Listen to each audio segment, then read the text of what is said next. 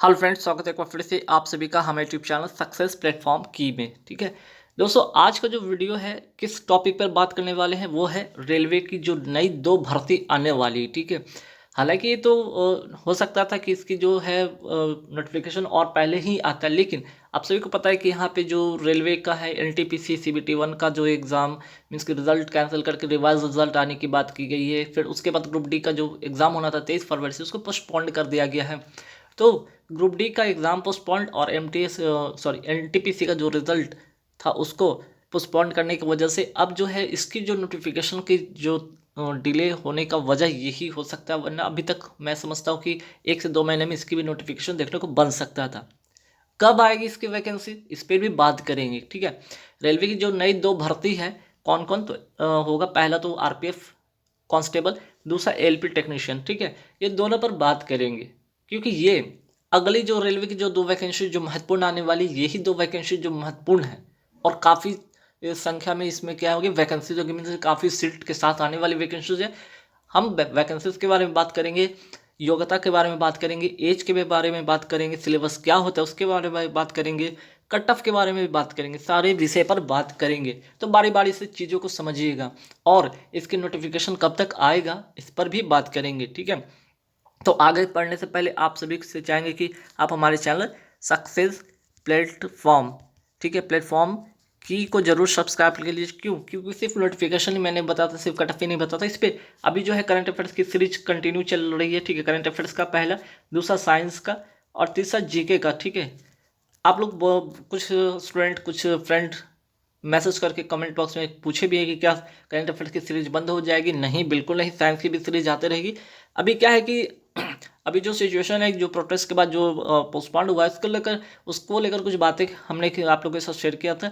और यहाँ पे नई भर्ती की जो कुछ उम्मीद लगा रखे हैं कुछ लोग, स्टूडेंट लोग जो भी है मित्र हमारे, तो उनको ठीक है, बेसिकली उनको इस वीडियो के माध्यम से उनको यहाँ पे बातें बतानी है। ठीक है, तो इसलिए इस वीडियो को बनाने के पीछे मकसद यही है कि आप लोग जो भी तैयारी कर रहे हैं करते रहें। ठीक है, ग्रुप डी का हो चाहे एनटीपीसी का हो, तैयारी कर रहे जबरदस्त तरीके से तैयारी करते रहे, साथ ही साथ आने वाली वैकेंसीज के लिए। ठीक है, जो नए स्टूडेंट तैयार हो रहे हैं, रेलवे में आना चाहते हैं, तो उनके लिए आरपीएफ एलपी की जो है वैकेंसीज जल्द यहाँ पे देखने को बन सकता है। कब, इसके बारे में चर्चा करेंगे ही करेंगे। ठीक है, तो सबसे पहले हम बात करेंगे आरपीएफ कांस्टेबल की। ठीक है, देखिए आरपीएफ कांस्टेबल, आप सभी को पता है कि 2018 में जो ये वैकेंसीज आई थी लगभग 8600 प्लस की वैकेंसीज थी। ठीक है, उसके बाद ठीक है इसकी जो है रिक्रूटमेंट के बाद जो कि 2021 में इसका जो है जो, ठीक है, 2020-21 में क्या करना था इसको, बाकी जो सीट खाली रिक्त जो पद थे और भी जो जहाँ भी रिक्त पद थे उनको भरना था, लेकिन नोटिफिकेशन नहीं आया है ना। क्या नोटिफिकेशन नहीं आया? अब ऐसे में 2022 में उम्मीद लगा के बैठे हैं कि इसकी नोटिफिकेशन बिल्कुल देखने को बनेगा। ठीक है, बिल्कुल देखने को बनेगा।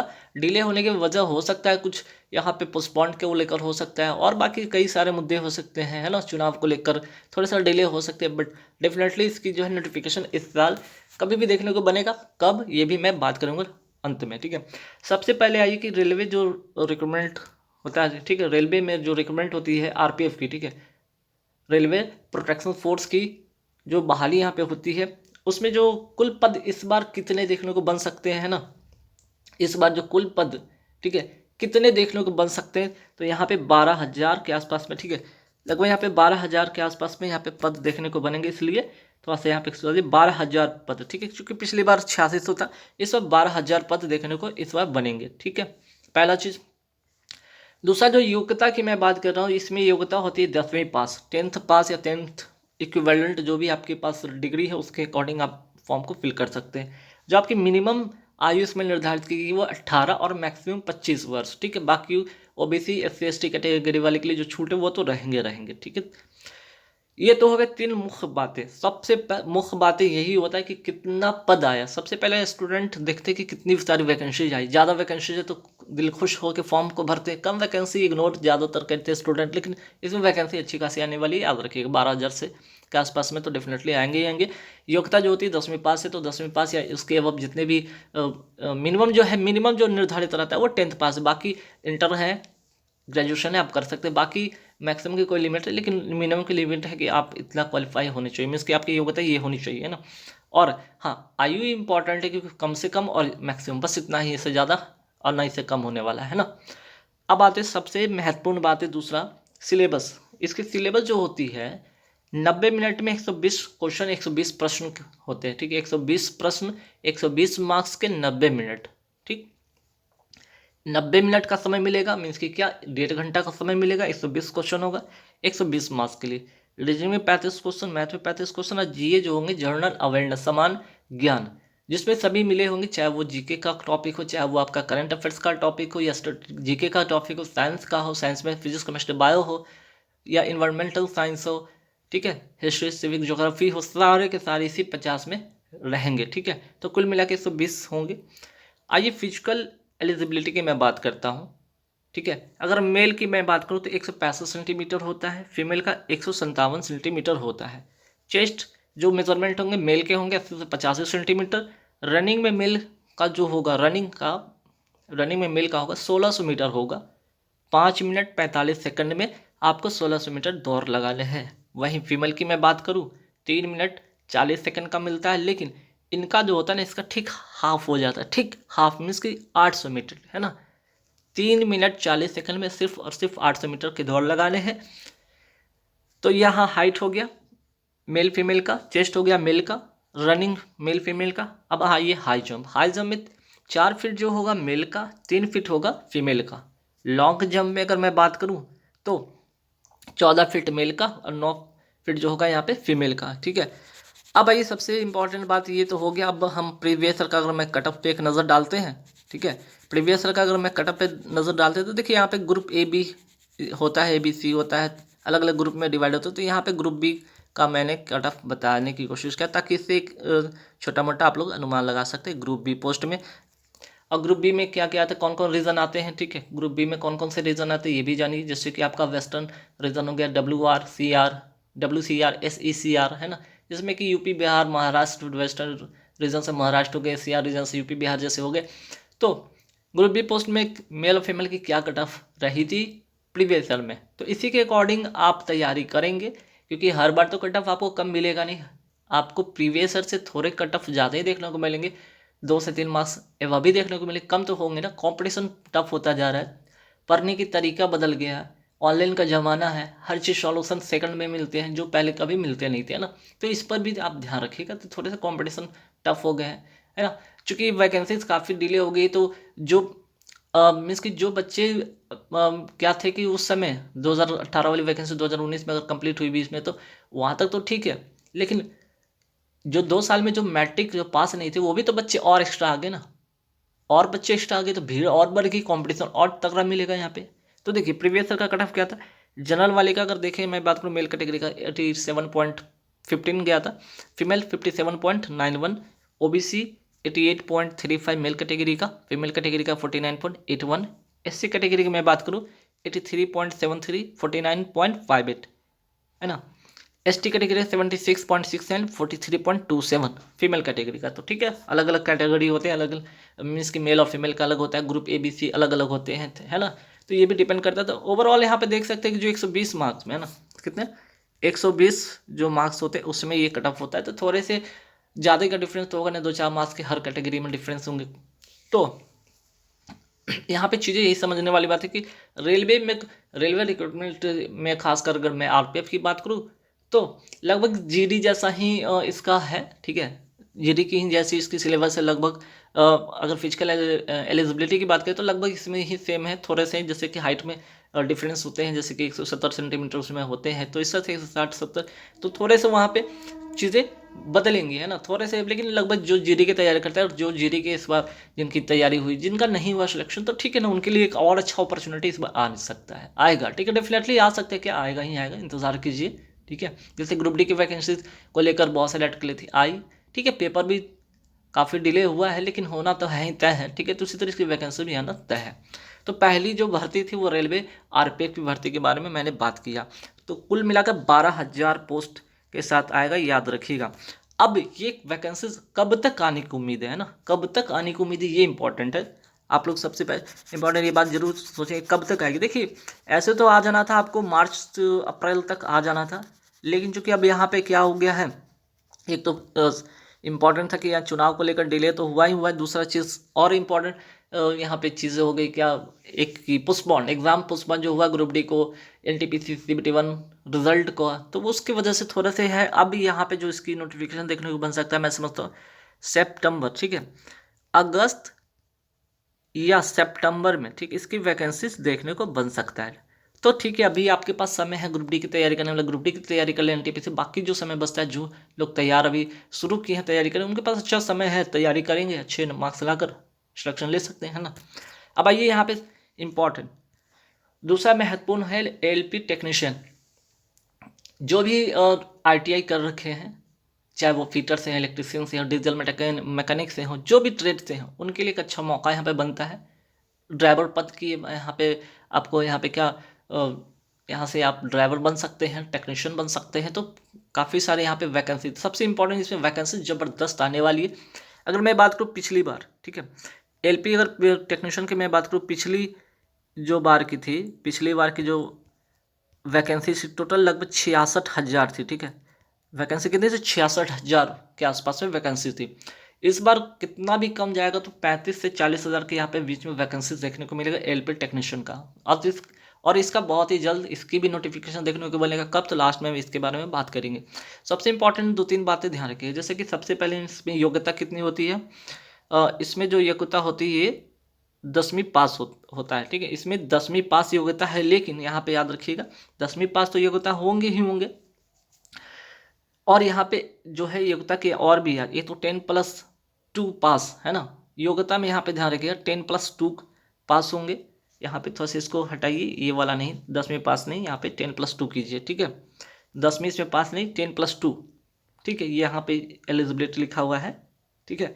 एलिजिबिलिटी 10+2 पास होंगे, या फिर आपके पास डिग्री होंगे उसके 10+2 वाली डिग्री है, या फिर डिप्लोमा इन ITI या इंजीनियरिंग, ठीक है। तो ये मैट्रिक वाले के लिए यहाँ पे नहीं होगा, मैट्रिक वाले के नहीं, यहाँ पे इसको काट दीजिए, मैट्रिक वाले नहीं, 10+2 या डिग्री जिनके पास है 10+2 वाली, या फिर डिग्री है, ग्रेजुएट हैं, या डिप्लोमा इन ITI है या इंजीनियरिंग है, इन्हीं लोग को इसमें मौका मिलता है। सबसे ज़्यादा इनको मौका किनको मिलता है? ITI करने वाले को, ठीक है। सबसे ज़्यादा ITI वाले को इसमें ज़्यादा अपॉर्चुनिटी मिलता है ना, क्योंकि उनको ट्रेड रिलेटेड उनको जॉब यहाँ पे मिल जाती है। बाकी नॉन जो टेक वाले होंगे कुछ पोस्ट के लिए उनको मिल सकता है, चाहे वो 10+2 वाले जैसे कि टेक्नीशियन वाले का पद वो भर सकते हैं, है ना। तो इस तरह के कुछ पद उन लोग को, लेकिन उन लोग के लिए कम पद होता है। सबसे ज़्यादा यहाँ पे जो मौका मिलते हैं वो ITI वाले के लिए मौका मिलता है, ठीक है। सिलेबस में अगर बात करूँ तो CBT 1 इंपॉर्टेंट चीज, CBT 1 75 क्वेश्चन 60 मिनट और -1/3, यही तो है ना। निगेटिव ही सबसे बड़ा इंपॉर्टेंट रोल प्ले करता है रेलवे में। निगेटिव चाहे वो RPF की मैं बात करूँ, वहाँ पे -1/3 ही होता है, ठीक है। रीजनिंग में जैसे कि 20 क्वेश्चन, मैथ के 20 क्वेश्चन, साइंस के 25 क्वेश्चन। यहाँ बेटे जो साइंस का बहुत ज़्यादा हो जाता है, न्यूमेरिकल से लेकर बाकी चीज़ें यहाँ पे थ्योरम वगैरह काफ़ी ज़बरदस्त यहाँ पे पूछे जाते हैं। करंट अफेयर से ज़्यादा नहीं, 10 सवाल पूछे जाते हैं, ठीक है। देखिए अब बात करते हैं सिलेबस में CBT 2 के बारे में बात करते हैं। पार्ट A, यहाँ पे 2 पार्ट होता है, एक तो पार्ट A होता है, पार्ट B होता है, ठीक है। पार्ट A और पार्ट B होता है, और यहाँ पे ध्यान रखिएगा कि पार्ट A में जैसे मैथ पूछा जाएगा, रीजनिंग पूछा जाएगा, आपसे GK CA करंट अफेयर्स और साइंस और इंजीनियरिंग से, ठीक है। तो ये 40 मार्क्स तो जो है साइंस और इंजीनियरिंग से ही मिलाकर लगभग 40 सवाल पूछे जाते हैं। बाकी 20-20 के आसपास में मैथ्स, रीजनिंग, करंट अफेयर्स के सवाल पूछ दिए जाते हैं। तो आपको मेरिट यहीं से बनता है। पार्ट A जो है ना CBT 2 का पार्ट A, यहीं से मेरिट बनता है, याद रखिएगा। पार्ट B में क्या होता है? 75 क्वेश्चन यहाँ होते हैं, ठीक है। 75 क्वेश्चन होते हैं, 60 मिनट का समय मिलता है, और ट्रेड रिलेटेड, ठीक है। चाहे वो आप ITI से की हो, फिटर से की हो, डीजल मैकेनिक से की हो, उनके लिए जो होता है यहाँ पे क्वालिफाइंग नेचर का होता है। 35% मिनिमम लाने होते, 75 में 35% लाने होते, और 75 का 35% आप निकाल लीजिए, लगभग 26 मार्क्स में से 26-27 मार्क्स आप ले आइए, है ना। लगभग यहाँ से 27 मार्क्स आप ले आइए, तब आपकी बात बन जाएगी। लेकिन यहाँ पे सिर्फ और सिर्फ यहाँ पे LP ड्राइवर की मैं बात करूँ तो वहाँ पे इनको 42 मार्क्स लाने होते हैं, मीन कि 56%, 75 का 56% में 42 मार्क्स लाने होते हैं। ये इंपॉर्टेंट चीज़ है, दोनों फैक्ट, ठीक है। इसमें LP ड्राइवर वाले जो पोस्ट होते हैं उसमें थोड़े ज़्यादा मार्क्स लाने होते हैं क्वालिफाई करने के लिए, क्योंकि क्वालिफाइंग नेचर है, लेकिन फिर भी मार्क्स जो है ना आपको इतने लाने होंगे। अब बात आती है CBT 1, मेरिट तो आपको इससे बनता है पार्ट ए वाले से, CBT 2 उससे बनता है, यहाँ से मेरिट आपको बनता है। लेकिन CBT 1 देखा जाए तो यहाँ पे क्या मिनिमम जो क्वालिफाइंग, यहाँ पे मिनिमम क्वालिफाइंग जो मार्क्स होते हैं जनरल वाले के लिए 40%, OBC 30%, SC 30%, ST 25%। ये तो रहा कि मिनिमम आपको जो क्वालिफाइंग परसेंटेज ये लाने हैं। लेकिन जो जोन वाइज है ना, zone wise cut off vary करेगा, ज़रूरी नहीं है, ठीक है। वो क्या, अगर मैं OBC की मैं यहाँ पे बात कर लूँ, अगर मैं OBC की ही मैं बात कर लूँ, ठीक है, तो देखिए इलाहाबाद की अगर देखें तो इलाहाबाद का पिछली बार जो कट ऑफ गया था 34 के आसपास में गया था।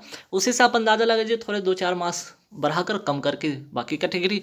बेंगलोर का लगभग 30 मीन्स के 38 के आसपास में कट ऑफ गया था, अहमदाबाद का 35, अजमेर का 44, कोलकाता का 30 के आसपास में, गुवाहाटी 33, मुंबई 40, मुजफ्फरपुर 34, बाकी इसी तरह बाकी और जोन के भी थे। तो मैंने कुछ जोन को आप लोगों के साथ शेयर किया इसलिए कि ताकि आप समझिए कि यहाँ पे जो है मिनिमम लाने होते हैं। इसके बाद आपको CBT 2 देना हो, जहाँ पे CBT 2 देना हो, जहाँ पार्ट ए में आपका मेरिट बनेगा और पार्ट बी जो इसके क्वालिफाइंग करेंगे, जो कि आपके ट्रेड रिलेटेड को सवाल होंगे। अब इसका वैकेंसीज कब तक आएगा, ठीक है, इसका भी वैकेंसीज की मैं बात करूँ, अगस्त या सितंबर में इसकी भी वैकेंसीज डेफिनेटली देखने को बनेगा, है ना। अगस्त से और सितंबर के आसपास में इसके वैकेंसी देखने को यहाँ पे बनेगा, क्योंकि इससे पहले आपको जो है ग्रुप डी का लगभग एग्ज़ाम जो है CBT 1 ख़त्म हो जाएगा, क्योंकि एक ही पेपर अब होने हैं ना। अगर सरकार बात मान ले, अभी तो ऑफिशियली अनाउंस नहीं किए, फिर भी मान के चले अगर CBT 1 होते तो लगभग ख़त्म होने के कगार पे होगा, और NTPC CBT 2 भी लगभग ख़त्म ही हो जाएगा। तो डेफिनेटली है कि LP का टेक्नीशियन का ही जो भर्ती आएगा, है ना। तो यहाँ पे इम्पॉर्टेंट, और इसमें भी यहाँ पे थोड़ा सा सुधार लीजिएगा, 12,000 यहाँ पे कर लीजिएगा, 12,000 पोस्ट आएंगे। तो देख लीजिए कि रेलवे में अभी भी 12,000 के आसपास में, और 40,000 लगभग 62,000, ठीक है, कुल मिलाकर यहाँ पे भी अभी भी जो है ना लगभग 62,000 वैकेंसी, 62,000 वैकेंसी अभी भी आने हैं। अच्छी अपॉर्चुनिटी है, थोड़ा डिले करता है रेलवे, काफ़ी डिले कर देता है रिक्रूटमेंट करने में, ठीक है, लगभग 3 से 4 साल तो नहीं, ये लगभग 5 साल रिक्रूटमेंट कर देता है एक वैकेंसीज के आने के बाद। पूरी प्रोसेस कंप्लीट कराते कराते ना थोड़ा वक्त लगता है, ठीक है। क्या कर सकते हैं कि तैयारी करेंगे, हम लोग मेहनत करेंगे, और बाकी जो बीच में अपॉर्चुनिटी मिलता है उसको भी देखेंगे, है ना। तो बस इस वीडियो में इतना ही था। आप लोग धैर्य बना के रखिए, तैयारी करते रहिए, पढ़ाई करते रहिए, और हाँ, याद रखिएगा जो करंट अफेयर्स की सीरीज है वो कंटिन्यू आते रहेंगे। आसाम में एक वीडियो अपलोड फिर से किया जाएगा, चिंता मत कीजिएगा, बाकी साइंस की वीडियो आते रहेंगे। तो बस इस वीडियो में इतना ही था। Thank you very much.